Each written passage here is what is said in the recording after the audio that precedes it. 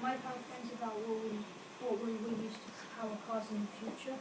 The reason why I want to study it is, or learn about it, is because in the future we will run out of the oil and gases that we will use to power our vehicles, and global warming due to the internal combustion engine is putting a drain on the environment and how we're going to live. Another reason why I want to research it is so I know what the best one to use, and also which one is most likely to be used in the future. The first one I'm studying is the electric car. The electric car. I didn't get enough time to put it down. One reason why we're going to use the electric car is because everything's powered by electricity, so it's an easy way to convert it, and it's just readily available from the main grid, and the power station will benefit a lot from doing that, because that's the one they're going to be promoting a lot. And the initial car doesn't change that much. Some of the advantages is that the electricity is very cheap, and it's, again, as I said, everywhere, so it's not hard to maintain it. One of the advantages is safety, because it won't cause major damage if the combustion engine is destroyed. So with a battery, the worst thing's going to happen, it's going to break, and that's about it. When there's a combustion engine, but there's an explosion because of the heat and temperature that's happening when it reacts with the fuel. So there's no risk of fire Yeah. and stuff like that? One of the disadvantages is that they don't have a lot of distance, and and you spend hours charging the car, and you can't charge it while driving. The only way you can charge it is by when you apply the brakes. It will save some of the energy for later.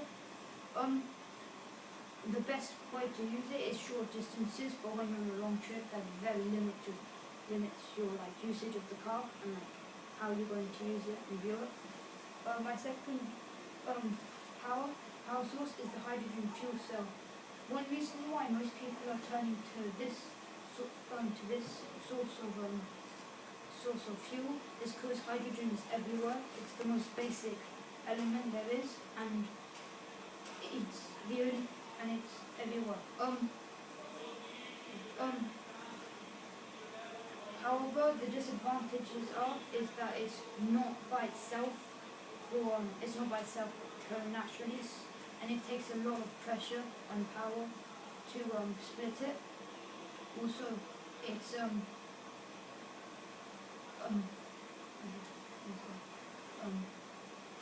also for the that's the advantages of electric. The disadvantage also is that it's hard to store. You're going to need a lot of capacity, and hydrogen, and the pressure is quite volatile, and it's high reactivity. So the combustion engine, if the engine is damaged or in storage tanks, then that could come alight and cause harm for people. My third and final fuel source is the hybrid. This is a very promising source because it combines the electrical motor and internal combustion.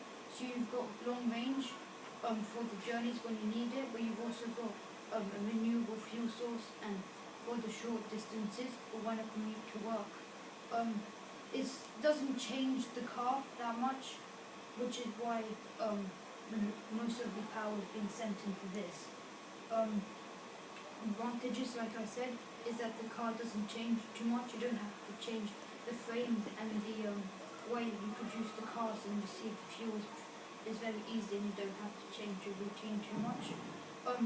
The electric engine produces a renewable fuel source, and it's clean energy when you're doing your daily commute to work, and the electric and the gasoline motor will give you the range for the long journey. Oh, so you still have a fuel tank then? Because I was wondering, if you take the fuel tank out for a purely electric car, that frees up a lot of space, doesn't it? Can you recharge the battery whilst you're using the petrol engine? Does it recharge? Yes, but you can only do it when you're braking. It will then take the kinetic energy to resupply the car. However, the disadvantages is that the hybrids, they don't handle as well. It's a lot harder to control the car. So it's potentially dangerous. Dangerous, yes. When you have an accident, you've got again the possibility of having a fire because the way an internal combustion motor starts off is electricity sparking the gasoline in the gas form, so that could have some serious damages. As well, if you run out of gasoline or gas, you're gonna still have to find you still gonna have to go. The electric motor will give you some extra miles, but not enough for you to like complete your journey if you've got 100 miles or so. Again, if you run out of electric gas and it's just to the commute to work, you can be losing a lot of money because electricity is a lot cheaper, so you're going to have to be constantly watching your both how much you have of both fuel sources, and it's going to be harder as you're going to be watching two dials instead of one, so you're going to be a lot more easily distracted. That's my links. My conclusion is sorry, I didn't get to. But my conclusion is I believe we're going to be using the hydrogen fuel cell purely because it's got the most range in it, and you've got it everywhere. So all you need to do is mass produce it and find an easier way to do it. Already the way they're getting the power is getting from the local grid. So if we change the way we get the local grid from extremes instead of burning coal and oil, we'll be having a lot of energy very easily. So that's why I believe hydrogen is one of the ways we can do it. However, that's relatively new, so we've only just started it. We're just the brink of learning for new things, and that's the end of my century. Thank you. So if you, it's really interesting. Yeah, it's very interesting, and it's very real as well, isn't it? At the moment, if you're producing hydrogen for as a fuel, doesn't it take a lot of electricity to actually produce the hydrogen? It takes a lot of electricity, so in the future we're going to see an increase of power plants, which might intentionally cause more problems, because if we turn to oil and coal, we're going to be adding to the global warming. But however, if we go to tidal power and clean ways of electricity, it's going to be promoting it in easier ways. So we're going to be able to produce and contain and utilize electricity a lot easier. So that would help with the electric motor. But however, one of the dangers that everyone's concerned is with the noise. When it becomes clean, you won't have the explosion of gas. That's what turns once you get the noise from the car. So that's potentially a danger hazard, because people will sometimes rely on sound before looking on the road. That's why I hadn't thought of that. My road isn't very busy, so I normally rely on noise. So they'd be silent? They'd be a lot quieter, yes. Most of the noise you'll hear is from the tyres and the wind noise. So initially you think, oh, no sound, it's a brilliant idea, but actually it's quite dangerous. Some of the accidents happen from bicycles, you don't hear the cyclists.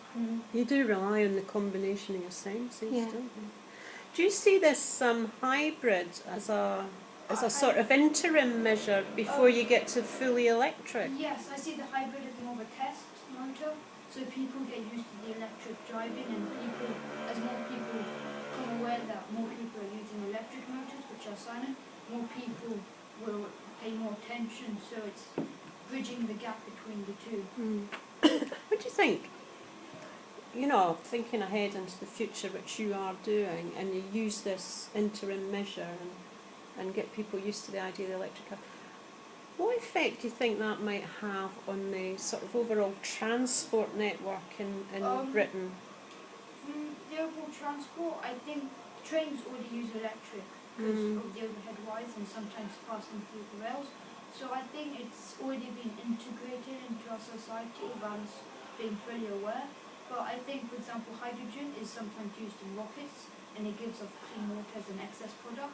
So we're going to be using a lot more of that power source. But for planes, for the long distances, maybe it would be for taking off and landing, and the electricity would be used for gasoline. And in case there's an emergency, it will use electric. So in case the plane has like an accident, it would turn off the fuel tanks and close them off. So that way it can contain a fire and help stop it spreading and be able to fight it.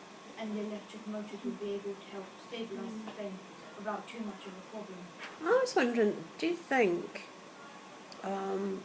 you know, you were saying one of the problems with the electric car is not being able to go travel distances. I wondered if that might have a knock-on effect on the motorways and maybe encourage people to use alternative modes of transport rather than being so heavily reliant on the cars. I think so, because this electricity is cheaper, but I think the amount of times you're going to go, it will equal it, because I know that they've half the range of normal gasoline and petrol tank cars, and but I think since people will be it's good for it's green energy, it would help.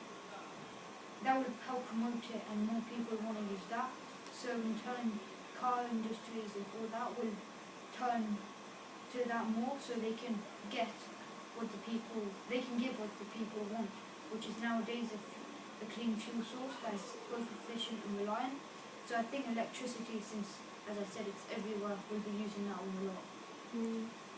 I just wondered, you know, if more people used alternative forms of transport, if it might long term spell the end of the individual little car. I don't think it'll ever happen. Do you think people will ever want to give up their little individual boxes? Cars is kind of an accessory product, because you've got, and it's a practical accessory, because you have the huge Land Rovers through towns when they're very impractical. So I think it's a way people always keep it, because it's easy and it shows your status. One of the main reasons is just it's reliant, it's always there.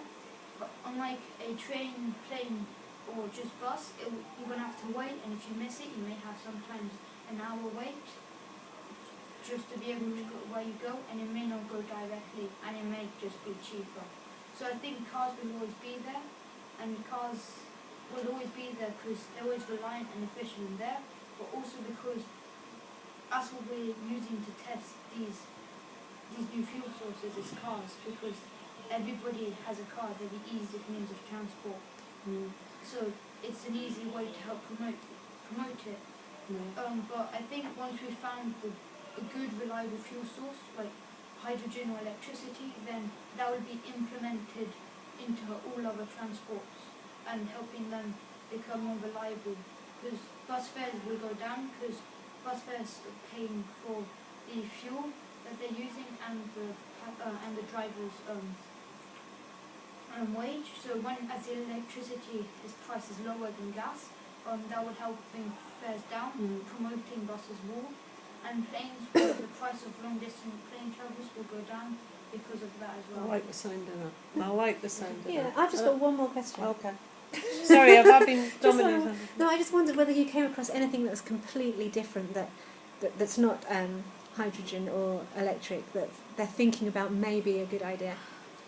Wind power is a big debatable one. On cars? Yeah. You mentioned Really? you mentioned wave power.